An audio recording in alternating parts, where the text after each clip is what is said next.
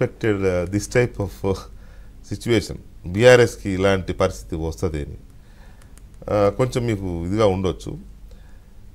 ఎందుకు వచ్చిందో అర్థం కావట్లేదు. ఒక ఉద్యమ పార్టీ, అసలు ఆ ఉద్యమ పార్టీలో అధికారం అనేది సెకండరీ కదా, తెలంగాణ అనేది ప్రైమరీగా. తెలంగాణ సాధించుకున్నారు, తర్వాత అధికారంలోకి వచ్చారు, ఓకే, అది ఒక ఫేజ్. ఇప్పుడు ఈ సిచ్యువేషన్లో ఏంటంటే వెళ్ళిపోతున్నారు, పారిపోతున్నారు, గోడలు దూకేస్తున్నారు, గోడల పైన కంచెలేసినా కూడా దూకేస్తున్నారు, ఎంత కూర్చోబెట్టి మాట్లాడినా ఉండడం లేదు. ఏంటి సిచ్యువేషన్, ఎందుకు వచ్చింది? నాకు ఆరూరు రమేష్ చూసిన తర్వాత ఇవాళ అయితే వాట్ ఇస్ గోయింగ్ ఆన్ అనిపించింది. వికే గారు, నేను పార్టీ తరఫు నుంచి పార్టీ ప్రతినిధిగా కూర్చున్నాను కాబట్టి I have to talk for the party గురించి మాట్లాడాలి. మల్కాజ్గిరి సీటు ఉదాహరణ మీకు చెప్తాను. మొత్తం ఎమ్మెల్యేలు మా ఎమ్మెల్యేలే. రేవంత్ రెడ్డి గారు అక్కడ పార్లమెంట్ మెంబర్గా ఉన్నా కూడా ఒక్క అసెంబ్లీ సీటు గెలుచుకోలేకపోయారు. కార్పొరేటర్లు కూడా మాకే ఎక్కువ ఉన్నారు, ఎక్కువ శాతం. ఐ డోంట్ థింక్ సో కాంగ్రెస్కి అక్కడ కార్పొరేటర్స్ లేరు, మొక్కలు ఉన్నట్టున్నారు. అయినా కూడా సడన్గా ఈరోజు లేటెస్ట్ సిచ్యువేషన్ ఎందుకు అట్లా వచ్చింది? First leaders, I don't want to take names, నన్ను ఎందుకు ఇబ్బంది, నేను ఇందులో చాలా స్మాల్ పర్సన్, నేను చాలా స్మాల్ పర్సన్ని ఈ పొలిటికల్ సిస్టంలో పేర్లు తీసుకొని. ఫస్ట్ మీరే మాకు ఈ సీట్ కావాలి అని అంటారు, మా పిల్లలకి ఇది ఇవ్వండి అని అంటారు, మళ్ళీ తర్వాత మాకే ఈ సీట్ ఇవ్వాలి వద్దు అని అంటారు. Who are you to reject? అసలు మీకు ఎవరికి అనౌన్స్మెంట్ కాలేదు. నిజం చెప్పాలంటే కొన్ని సీట్లు అనౌన్స్మెంట్ కాలేదు. సో ఇది స్వార్థమా, పార్టీ తప్ప? ఇది పార్టీ తప్పు కాదు కదా.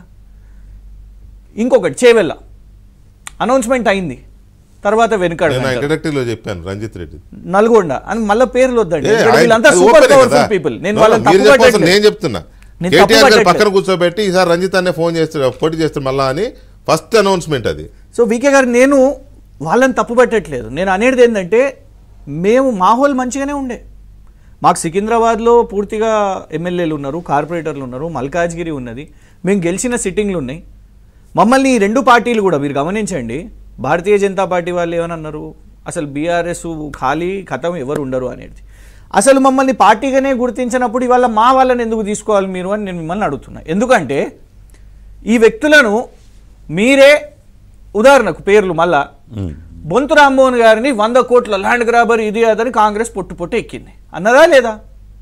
కానీ ఇవాళ మీ దగ్గరకు వచ్చేసరికి మంచి వ్యక్తి అయిపోయిందా? నేను తప్పు మంచి అని నేను అంటలేను, మీరేసిన ఆరోపణని నేను గుర్తు చేస్తున్నా. సైద్ రెడ్డి గారి మీద మీరు ప్రచారం చేసిర్రు వ్యతిరేకంగా, ఇవాళ మీ దగ్గరకు వచ్చేసరికి ఇమీడియట్గా పార్లమెంట్ అభ్యర్థి అయిపోయిందా? కాంట్రాక్టర్ అని బీబీ పాటిల్ గారిని అటాక్ చేసిర్రు, ఇవాళ బీబీ పాటిల్ గారు మీకు సక్కనోళ్ళు అయిపోయారా?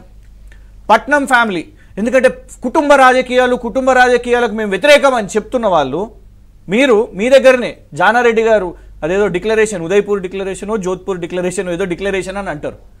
ఇవాళ ఇద్దరు వాళ్ళకు వచ్చేసి సెటిల్ చేసేసారు, ఇద్దరు, పెద్ద కొడుకుని చిన్న కొడుకుని. అసెంబ్లీ ఎలక్షన్, పార్లమెంట్ ఎలక్షన్, అక్కడ కూర్చున్న అద్దంకి దయాకర్ గారు ఇంకా సెటిల్ కాలేదు, బాగా డిస్టర్బ్డ్ ఉన్నారు. కానీ ఇవి ప్రశ్నలు. అంటే నేను అనేది ఏంటంటే ఈ వ్యవస్థ చూడండి మీరు. ఇవాళ ఇది మేమొక్కరమే కాదు, ఇది ఆరు రమేష్ గారి ఎపిసోడ్ కాదు. ఈ ప్రశ్న భారతీయ జనతా పార్టీలో ఉన్న కార్యకర్తలకు వస్తుంది, ఈ ప్రశ్న కాంగ్రెస్లో ఉన్న కార్యకర్తలకు వస్తుంది. లీడర్లు లేరా? వీటి చుట్టే తిరగాలనా? ఇక్కడ పోయినా ఇక్కడ ఉన్నోళ్ళు. ఎందుకంటే ఉదాహరణ ఆరు రమేష్ గారి గురించే మాట్లాడదాం. రకరకాల పర్సనలైజ్డ్ ఆరోపణలు, ఆయన క్యారెక్టర్ అసాసిన్ చేసే ఆరోపణలు.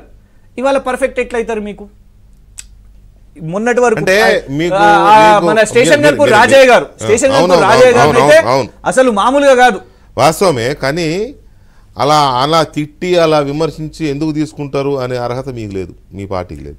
కమింగ్ టు దట్ క్వశ్చన్, ఇంతకంటే దారుణంగా కేసీఆర్ గారిని, మీ పార్టీని తిట్టిన తెలుగుదేశం వాళ్ళని, కాంగ్రెస్ వాళ్ళని రెడ్ కార్పెట్ వేసి తీసుకొచ్చి కూర్చోబెట్టుకున్నారు. దీనికి నేను అనేది, ఇప్పుడు మనం ఒకవేళ అదే చర్చించుకుంటే ఇవాళ సిచ్యువేషన్, ఇవాళ మేము అన్నాం అనుకోండి బీజేపీ ఇట్లా చేస్తుంది, కాంగ్రెస్ ఇట్లా చేస్తుంది అంటే, కేసీఆర్ గారు ఇట్లా చేసిరు కదా అని అంటే, నేను మళ్ళా మీరు అన్నది హిస్టరీకి వెళ్ళకండి అని మీరు అన్నారు కదా కిషోర్ గారిని, అట్లనే వెనక్కి వెళ్తే ఇవాళ సీఎం గారు ఉన్నప్పుడు ఏం చేసిర్రు?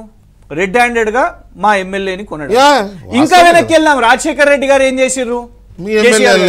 Who started this game? పోనీ మేము పాపం చేసినాం అనుకోండి, ఇవాళ ఉన్న వాళ్ళు ఏం చేస్తున్నారు? దాన్ని సరిదిద్దుతున్నారా? సరిదిద్దుతలేరే. మీ దగ్గరికి వెళ్ళి కొత్త లీడర్లకు అవకాశాలు